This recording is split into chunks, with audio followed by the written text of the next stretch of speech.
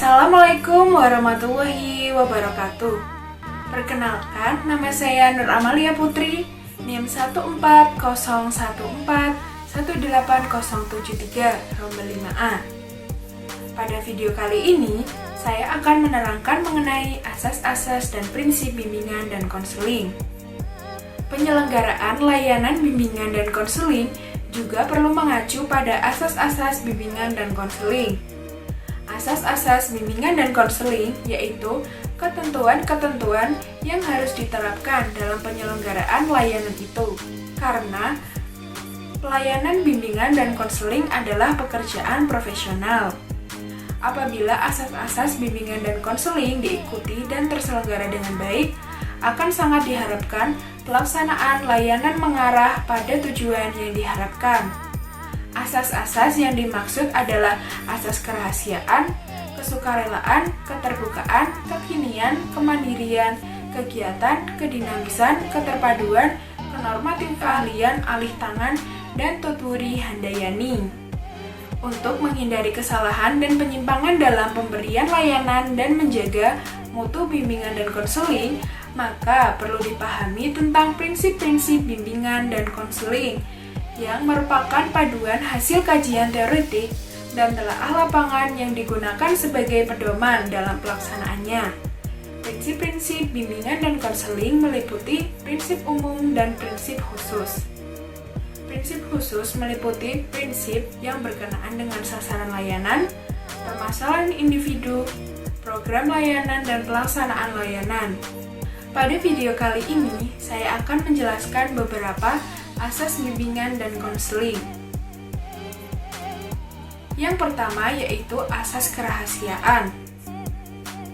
Jika asas ini benar-benar dilaksanakan oleh guru BK, maka guru BK dapat kepercayaan dari semua pihak, dan mereka akan memanfaatkan jasa bimbingan dan konseling. Sebaliknya, jika guru BK tidak dapat memegang asas kerahasiaan ini, maka hilanglah kepercayaan siswa terhadap guru BK. Yang kedua yaitu asas kesukarelaan. Kesukarelaan itu ada pada guru BK maupun pada siswa.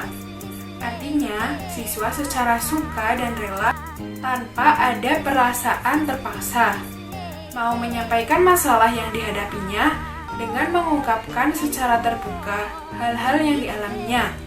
Pihak guru BK juga hendaknya dapat memberikan bantuan dengan sukarela, tanpa ada keterpaksaan atau dengan penuh keikhlasan. Yang ketiga yaitu asas keterbukaan.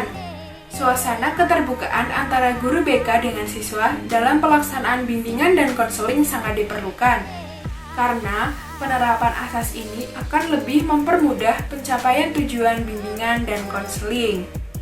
Yang keempat yaitu asas kekinian. Masalah konseling yang ditangani melalui kegiatan bimbingan dan konseling adalah masalah yang saat ini sedang dirasakan, bukan masalah yang pernah dialami pada masa lampau dan kemungkinan masalah yang akan dialami pada masa yang akan datang.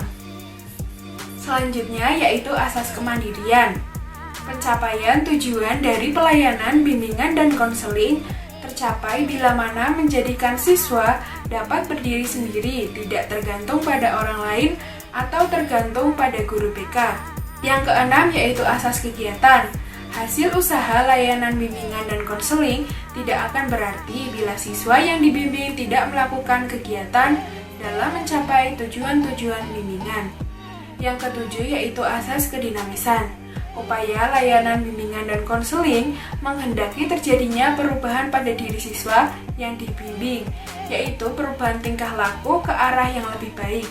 Asas-asas kedinamisan ini hendaknya mengacu pada hal-hal baru yang hendaknya terdapat pada proses konseling dan hasil-hasilnya.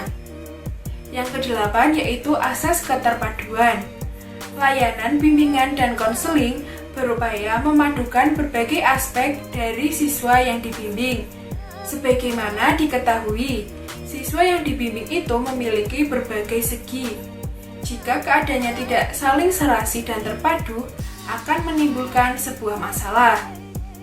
Yang terakhir adalah asas tutwuri handayani. Asas ini menunjuk pada suasana umum yang hendaknya tercipta dalam rangka hubungan keseluruhan antara guru BK dan siswa. Asas ini semakin dirasakan manfaatnya di lingkungan sekolah dan bahkan perlu dilengkapi dengan ing ngarsa sung tulodo ing madya mangun karso.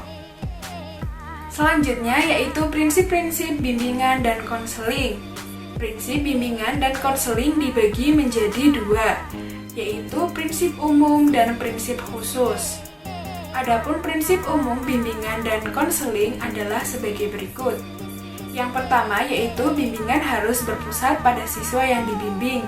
Yang kedua yaitu bimbingan harus dimulai dengan identifikasi kebutuhan-kebutuhan yang dirasakan oleh siswa yang dibimbing. Yang ketiga yaitu bimbingan harus fleksibel, sesuai dengan program pendidikan di sekolah yang bersangkutan.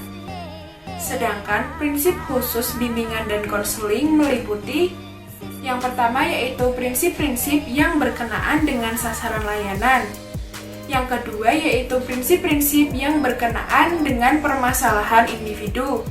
Yang ketiga yaitu prinsip-prinsip yang berkenaan dengan program layanan.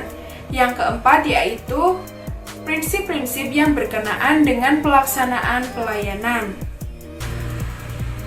Terima kasih telah menonton video ini. Mohon maaf jika ada kesalahan. Wassalamualaikum warahmatullahi wabarakatuh.